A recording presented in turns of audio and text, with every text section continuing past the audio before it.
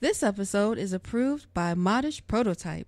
Modish Prototype is a trendy and sexy clothing line founded by Cleveland designer Najee Young. Modish Prototype specializes in clothing for plus-size women designed by plus-size women. Find your modish fashions at modishprototype.com. That's MODISH prototype.com. You can also find Modish Prototype on Instagram at modish.prototype and on Facebook at Modish Prototype. I do it for the culture, I do it for the people, I do it for the love of it. I do it for the culture, I do it for the people, I do it for the love of it. My people build pyramids, the light and the filament, our light is heaven sent. What's going on, world? This is your girl, Asia Towns, and this is the Culture Podcast that you have tuned into. You're listening to wherever you are. TC is not with me today. However, we have a dope professional educator, writer in the studio with us, Mr. Quartez Harris. Give it up, y'all. Give it up. What's going on? Welcome to the Culture Podcast. Thank you. I appreciate your invitation. You know what's going on. It's a process. I am learning. I'm evolving. I'm edifying. In fact, I just found out that one of my new poems entitled "Call Me," it's actually being published through a global anthology called "A Garden of Black Joy." So I'm very elated about that. Man, that's super dope. I'm so proud of you. I'm sitting here with a published author, and I'm just really excited. Can you explain a little bit about that? What the global, what that whole organization is, and how you got involved, and how I mean, clearly you were chosen. I was chosen. How did that? The universe chose me. You know, it was a sheer blessing. In fact, there's this poetry organization, renowned poetry organization called Buttons Poetry, and they were actually promoting this nonprofit organization that's based out of Minnesota. And what they were doing is they was trying to get black authors, black writers to come together and unite in an anthology, which is a book of diverse poems.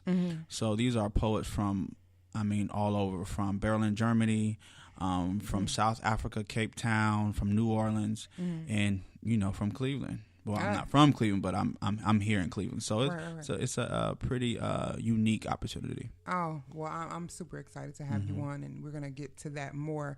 But let's dive into who you are. Let's dive into Quartez Harris. Who are you? Where you're from? What do you do? What inspires you? Like, give us some background. Okay, so I am a father. I am a father of a young black male, so that really pervades my work as a writer. I am also an educator. I tell people all the time that if you want to be a better black father, just be a early childhood educator. Right. I'm telling you, in urban education, a lot of kids grapple with not having a father, grappling with the absentee of a father. Also, I am a published author. I published a book in 2014, which a friend of mine who presented this opportunity, she saw something in me that I could not see within myself. And she said, hey, Quartez, you've been doing a lot of writing. I know you have a sample manuscript. This publishing company outside of Cleveland is offering an opportunity for you to send in a sample manuscript, and based on your manuscript, you will be judged, and then they will determine if you're rewarded or prized with a full-length book deal. I sent the manuscript, and it was, I can't remember the specific date, but I do remember the time. And it was, you had to send in the manuscript by 6 o'clock. I sent it in at 5:59. Hit submit on 5:59 because at the time I was dealing with some low self-worth. I did not think that I had the capacity to actually write a book, because again, the book was a simple manuscript. It wasn't a full-fledged book. Nor did I think that I had any ability to be someone that people would read. So it was cool to know that I sent in the manuscript, and I found out a month later that I was offered a full-length book deal, which it was in 2014, so I just graduated from college. My God. Yeah, so it was just surreal. It was unfathomable, particularly when I take into account of growing up with a learning disability and poor writing expression. And, I read that in your book, yeah. Really quick, the book that we're referring to that Quartez Harris wrote in 2014 is called Nothing, But Skin. You can find it somewhere, I'm sure, but Amazon. I've been into it, and that's Quartez with a Q. Okay. Okay, listen to that part. It's different. Listen, we different. Okay, we unique. So that's the book that we're referring to. I just wanted to shout that book. I'm into it right now. I'm all up in it. I'm sitting inside of the book as we're sitting here. Yeah, if you guys can see that. I'm glad that it's 2018 and someone is still reading my book. Book never dies. They never age. No. So that's great. Like music. So what about your educational background? Because you are an educator, not just as a fatherly educator, but you're an actual licensed. You're an educator. You work in Cleveland Metropolitan School District. You as a teacher. So yeah, tell us a little bit more about your about that. Just really quick, I want to shout out the Culture Kids. There is a kid here, a black young man. Quartez brought his son to the studio, and I welcome the kids because we have kids of the culture.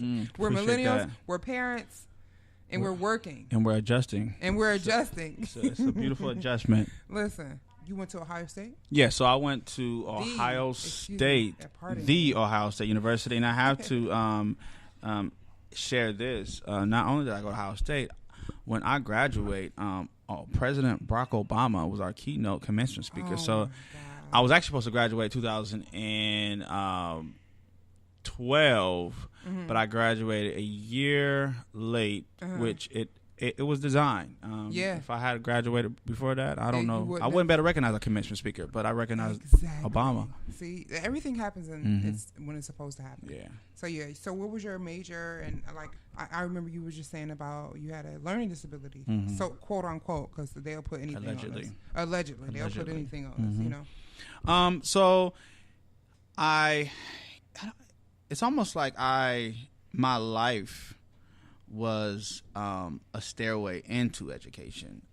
Having a disability, or allegedly having a disability and poor writing expression and poor reading comprehension, that's something that I reckon with throughout the school year and throughout all of my educational endeavors. And I vividly remember feeling like I was not destined to be anything in the realms of learning. So again, I dealt with the stigma associated with having an IEP, going to college and denouncing my IEP, saying I don't have one, but knowing that I certainly needed the resources to align my instructional readiness into college. I went through college my first 2 years just denying I had an IEP or denying that I needed some form of assistance going through college. And fortunately, I went to shout out to the Office of Disability at Ohio State because they really helped to ensure that I was in a position to thrive. Yeah. So I'm very sensitive to learning, particularly kids who are challenged with the process of learning. So I graduated with actually a social work degree because although I'm very sensitive to the learning experience, I'm also sensitive to what happens to a child before they go to school. So I had a chance to do social work for 2.5 years, but then there was something missing. So I felt like I graduated from Ohio State with a disability, allegedly. I am a licensed social worker. I know that I have the capacity to transcend a classroom. And being an African-American male, I know that it would be an optimal experience for young black boys, black girls to see a black man in a service role, to see a black man teaching them. So I thought, wow, and particularly see a black man who actually does not look like what he's been through. And representation matters. Yeah, representation matters, particularly knowing that black men only represent 2% of educators in our educational system, which is very disheartening. It is. I was talking. Was doing an episode with another black educator who's also a principal in CMSD, and you guys work in the same facility, same building, anyways. And we were talking about the percentage of people of color in a educational leadership as a teacher or a principal role. And, we're going over those numbers. And like I was asking her, why do you think people of color don't get more involved in an educational role as a teacher or a educational mentor or principal? Because the percentage is low. What are your thoughts on that? Like, why don't more of us become teachers? One, the representation wasn't there. You're young, black girl, black boy, and much of your educational endeavors have been revolved around white teachers, Caucasian teachers. You don't see that as a career choice. You see that as something that you just happen to experience. So I think the representation, once we strengthen the representation of black teachers in the classroom, you will see more people aspiring to be teachers, more children aspiring to be teachers. In fact, I have a student who told his counselor that he had never said that he wanted to be a teacher before he met me. And he said, I think I want to be Mr. Harris when I grow up. I want to be a teacher. Rewarding. Oh my God. So I think it starts with just the compelling representation of blackness in a classroom. And once they can see, oh, wow, black people teach too, that can be a part of repertoire. Everybody, representation matters. Yes, it does. And I know a lot of things are going on, like as far as like Hollywood, and even in the community, representation matters. These little black boys, little black girls, they want to see themselves, and then they want to be that. Yes, you know what I'm saying? That's. I think that's amazing. I remember, just being a kid. And be like, I'm never gonna. I didn't have any black teachers. I don't remember until I got to high school when I moved to New York. Shout out to Poughkeepsie High School, go Pioneers. That's when I saw black teachers. And even then, I've seen a white teacher antagonize a black teacher. Oh yeah, like bullying, like full blown, real life, professional adult bullying. Like that's crazy to me. It is. And, shout out to, everybody affected by bullying. This is actually Bully Awareness Month. October is. So, we just want to make that aware. Right month. Right. Like, what inspires you? First of all, before we talk about what you have coming up, what inspired you to write this book? Knowing you were, all the odds were against you as a black man, knowing you had a quote unquote learning disability. Why would you want to write?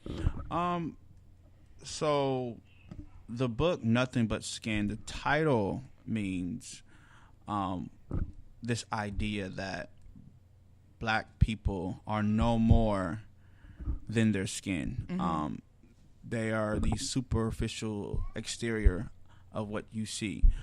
So the book was really trying to explore this negative plight or narrative of blackness, going beyond what you see and really revealing the intrinsicness of being black.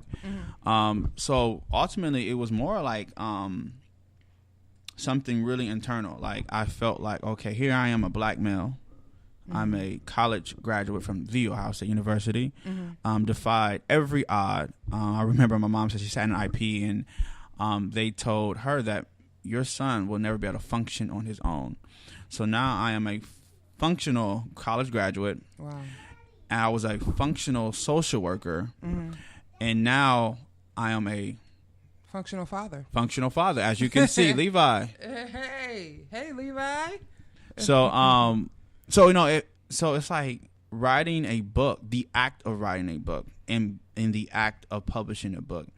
That's a story too within itself. So I knew it was very intentional. I knew if I, as a black man writing a story about black men, if I can write a book about blackness and how we are black in, that I felt people, I felt that people will be receptive to my message. But also, during that time period, I mean, you have the Trayvon Martin, you had a lot of different things. that was really plaguing the black society, the black community. So I felt like I had to write this story. It wasn't a matter of like, oh,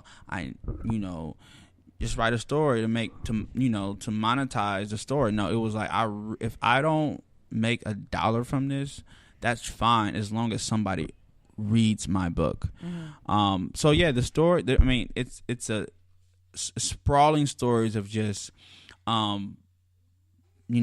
black kids grappling with the plight of being perceived as nothing more than skin, the plight of just being attacked by law enforcement, based primarily on their own implicit bias. So yeah, it was just I'm touching on a lot of different aspects of being black, and I think this book does justice, and I think it honors our resilience. It honors the fact that we really virtually came from the teeth of the most terrifying odds. So yes. So what do you have coming up? What are some things you have coming up? National, internationally. I know. Listen, we speaking it. What's going on? Where can we find you on social media? And also, like, what's going on? Yeah, I love your vision. So right now I'm working on a project called We Made It School Alive, which it will be a narrative about what students are grappling with outside of school, and how that is also intertwined within the school. And it's going to talk about representation. It's going to be a book about the state of of urban education and how it's misrepresented, how children are being, particularly in urban school environments, how they are deprived, how we are still dealing with segregation. So it's going to have a lot of these various topics. So I'm hoping that this book will put me in a position or trajectory to be able to go to schools outside of Ohio and unite and share this story, because we're all still dealing with the plight of injustice that has certainly plagued urban education. So yes, you can expect to see me traveling more frequently, pretty much reading from that book, talking about that book. But you also can see my work and the anthologies I talked about at the beginning of this podcast. So my work will be featured in Black Joy. So you can expect to see that. You can expect me to just be out here, just be out here, right, evolving. So, and on Instagram we can follow you. Oh, you can follow me. Yeah, it's simple. Quartez with a Q, Quartez, spelled just like quarter. You take off the R at the Z. I know that's corny. It's work. And don't forget to add the H. And you can find me on social media. And I am very active on social media, because I do believe that we are visual people, and I'm very protective of my image. So I'm really trying to send a positive image into the atmosphere. Absolutely. Do you mind if I read? Yeah, you don't mind? Fine with me. So this is from what I'm about to read as we close. This is from Nothing But Skin by the Quartez Harris. This poem is called Blacken. The idea of black idea. Why do we associate black with black? Tell me the black truth. I do not believe the skin of your definition. Black, feared. I want to be black, not be blackened every day. Live, be human. Can I live? Live in my skin, this black skin. Peace and blessings, everybody. Take care. For my people, I'm choosing.